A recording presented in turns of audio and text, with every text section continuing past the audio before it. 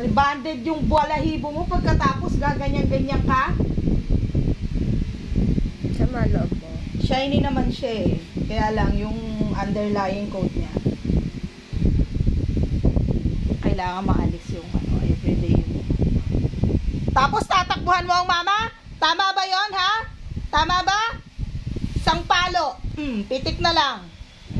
Salbahe? Gusto mo kainin ko yung tenga mo? Ano? Gusto mo? Isa pang kain tenga? Lagi na lang ginagalit ang mama. Very good. Anong gusto? Kainin ko na talaga yung tenga? Ha? Hindi mo ba alam? Hindi ako pwedeng maghabol sa'yo? Mahihingal ako.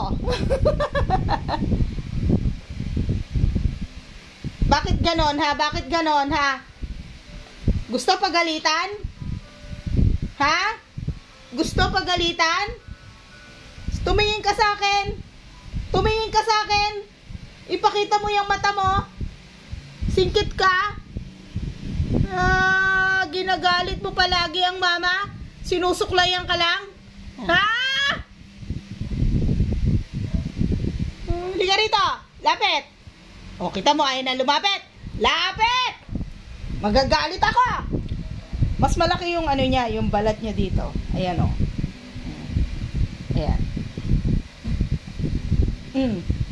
Yan ang mata. Natubo kasi yung ano, nawalan kasi itong balahibo, tapos natubo.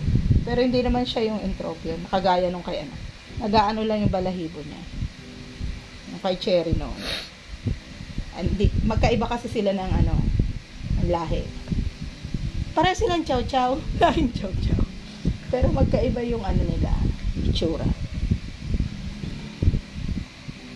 Para rin sa tao, minsan nagaano yung mata.